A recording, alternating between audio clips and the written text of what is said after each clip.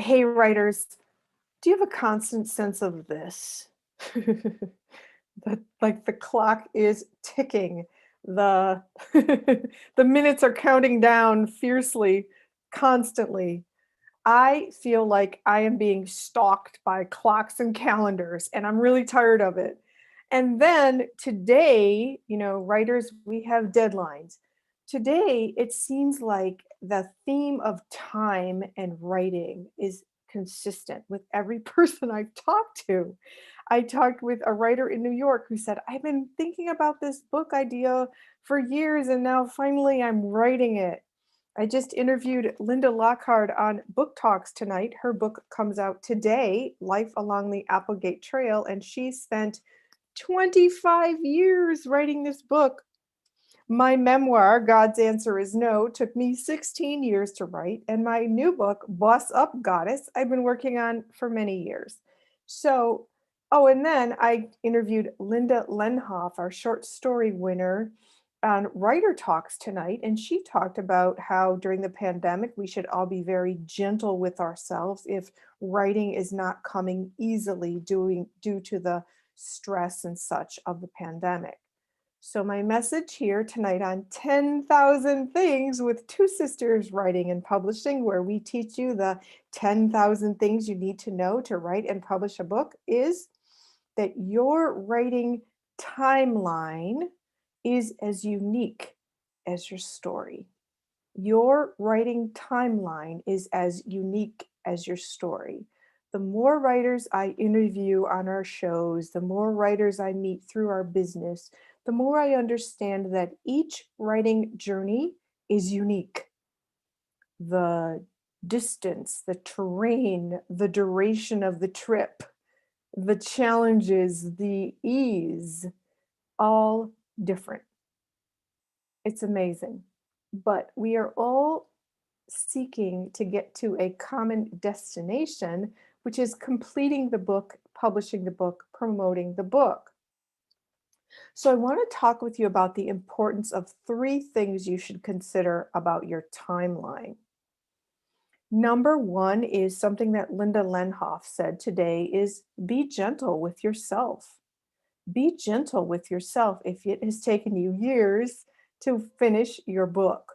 Life happens, people have children, unexpected things happen. You move, you change jobs, your job changes form, your kids are homeschooled during the pandemic. All kinds of factors can occur that make it very difficult or impossible to meet your writing goals if it's not your full time. So just be gentle with yourself. Many years ago, when I was going through a very stressful divorce, there were times when I was so stressed that I would sit down and write, and it was almost like the letters on the screen were dancing around. I just could not concentrate, much less write a good sentence. So I just didn't. I waited until I had my clarity and calm, and I proceeded to write. So, very, very importantly, be gentle with yourself, especially if you're coping with extenuating life circumstances that just make it impossible to write.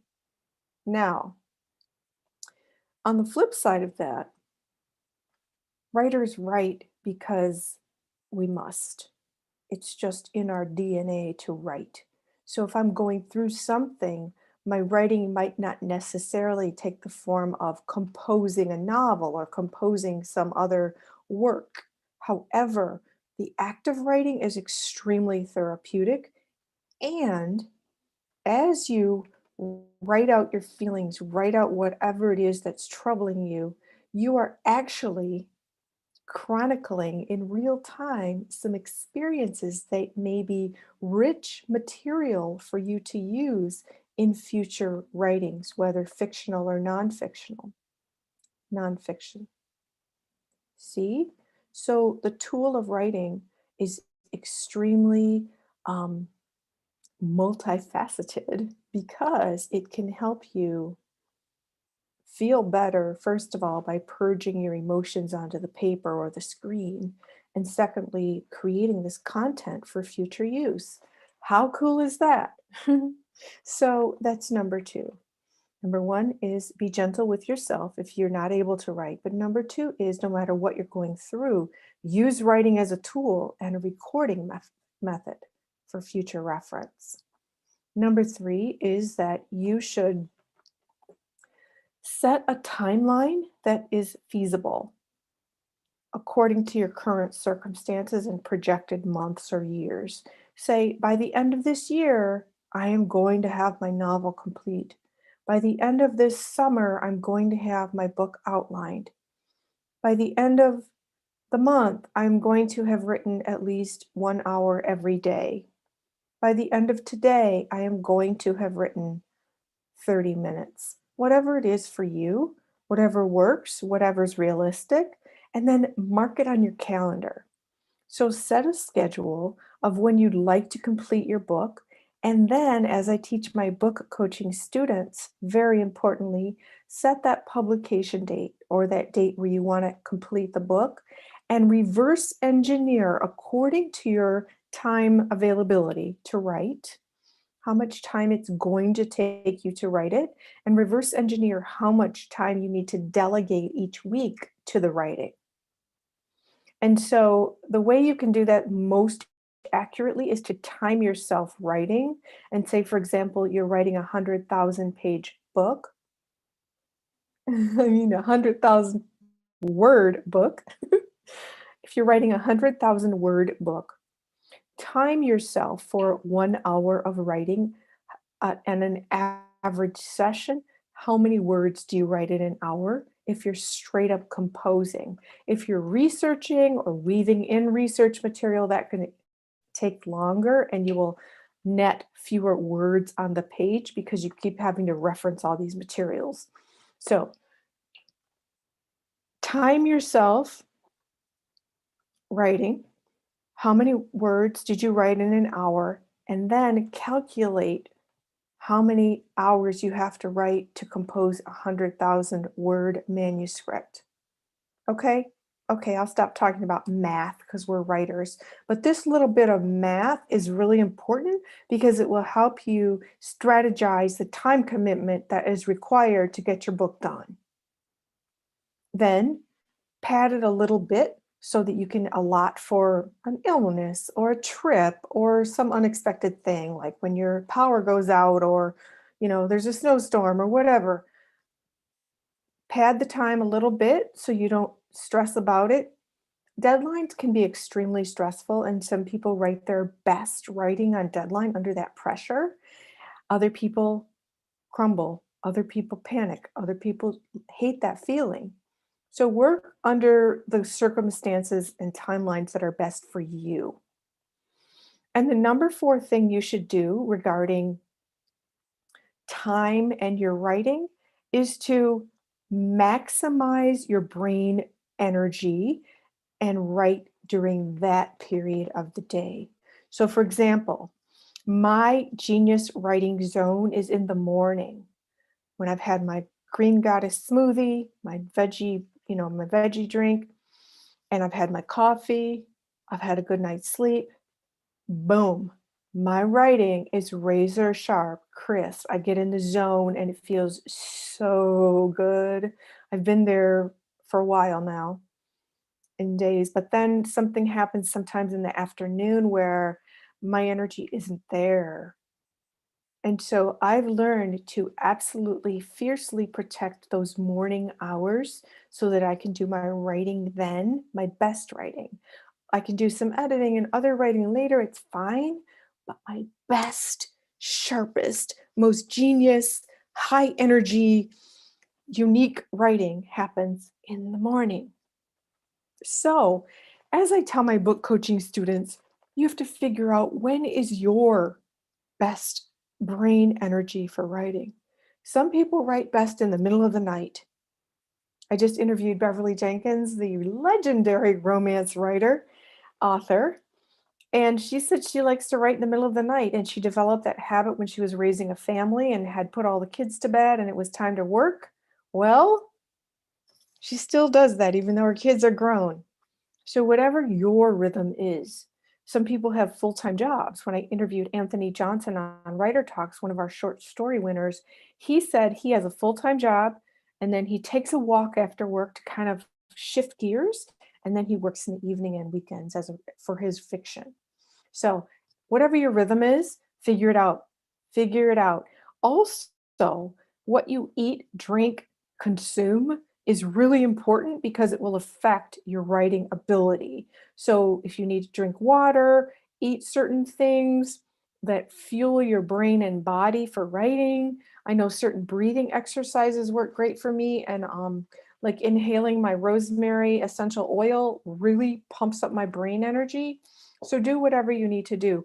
My point is maximize the time and the productivity in that time by coming to the writing, coming to that 3 hour window, whatever it is for you, maximum capacity, brain energy, body energy, focus, fuel in with water and foods so you can get it done. So, those are four things that you can do to make sure that you rock your own timeline and understand that your writing timeline is as unique as your story. Let me just share a few other stories. Our mother, here's her book. She didn't start writing her book till she was 70. So her story had to percolate and happen. And then she'd been thinking about it years. People have been telling her, you should write your story. It's so unique. It's so unique. You should write your story. So finally, when she was 70, she sat down to write it. And then it took her 4 months to write it because she was retired. She's a judge. She was retired and she had the time and focus, and she just wrote from early morning to nighttime, got it done. That was her style. Linda Lochard, whose book came out today, um, awesome novel about her experience on the Applegate Trail in Oregon. She actually reenacted this 1846 wagon train ride through the desert and mountains of the Pacific Northwest, and she actually rode on a wagon, and it was 25 years ago that she did this, but she just now is publishing the book, and just in 2020 is when she finished the book. So it took her that long. She wrote a portion, and if you watch Book Talks, I interviewed her today on Book Talks here on the channel. You'll hear her full story, but she took that long. She was doing different things in her life, and she put it aside, and she finally finished. And then, as I said earlier, I spoke with a writer in New York who's been thinking about talking about writing a novel for so many years, and finally is doing it and doing a great job at it. So we all have our unique timelines. For me, my book, God's Answer is No, 16 years it took me.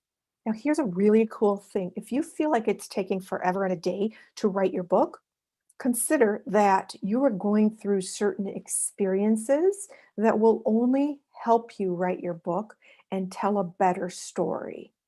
So that was certainly my case because my book deals with my spiritual awakening, and I had to fully bloom in that awakening to write the best book. I had to heal certain issues. I had to forgive certain things in order to write from a healed perspective. And so that was a benefit, taking that much time. Same with my new book, Boss Up, Goddess. I had to truly boss up to myself. And I've learned so, so much more in recent years that is in the book, so that now I'm even more of a boss. And so be gentle with yourself and know that the more time passes, the more you're learning and the more powerful content you have to put into your book. Now, that applies whether you're writing fiction or nonfiction, because everything that happens in life is potential fodder for fiction. Because sometimes truth is stranger than fiction. So there's stuff you just can't make up. So when you put it in your novel, it's like, whoa, that is so awesome, bizarre, disturbing, shocking, whatever it is. So I want you to know that your writing timeline is as unique as your story. Be gentle with yourself. Make a timeline. Measure the amount of time it takes to do your writing. Set a publication date or completion date for your book. And just make it happen. Keep writing and don't worry about the time. That feeling I told you about of being stalked by clocks and calendars, it persists. I feel like someone has pushed a fast forward button in 2021. It's very strange. It's just odd. Like the days are moving on this warp speed. It's bizarre. But that's the cool thing about writing. When you are in your passion, you're in your zone, lose all track of time. Forget about the clocks, forget about the calendars. It's just you and those words. And that is the essence, the joy of being a writer. I've been in that zone again for my morning genius zone for the past several days. And it's been awesome. Shut out the world. Shut out the world. Don't answer the phone. Turn off all the noise. Be still, silent. Just let all that information just pour up out of your heart and soul onto the page. That is bliss. Bliss. But you have to release all the pressure and stress of time and guilt or regret or whatever. It doesn't matter. Use the moment that you have to do the writing. And if you have circumstances where you can't fully indulge in your writing, use writing as a tool for comfort, release, therapy, healing, forgiveness. And then when you purge out all those emotions, it only opens space in your brain for you to rock your writing.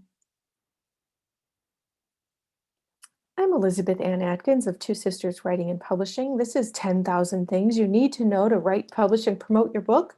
If you're getting value out of this program, please do click that like button, drop us a comment, subscribe to the channel. That would be phenomenal so you'll know every time we go live here on 10,000 Things or when we do all of our other programs here on the Two Sisters Writing and Publishing YouTube channel. So,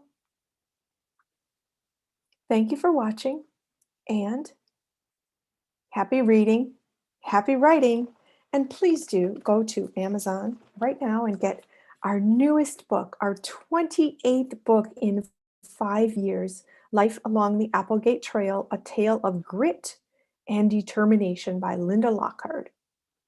I interviewed her on Book Talk, so you can check out her interview about why and how she wrote this delightful novel that conveys the danger and romance and adventure of people along the Applegate Trail heading west to the Oregon Territory in the mid-1800s.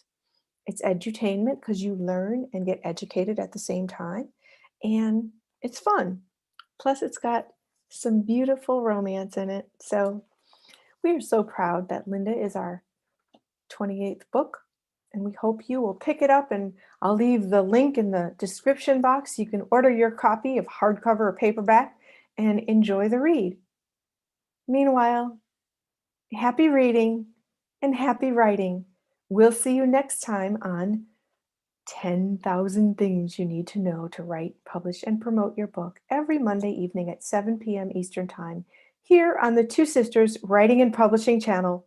I'm Elizabeth Ann Atkins, and I wish you again happy reading, happy writing, and remember, the timeline for your writing is as unique as yours.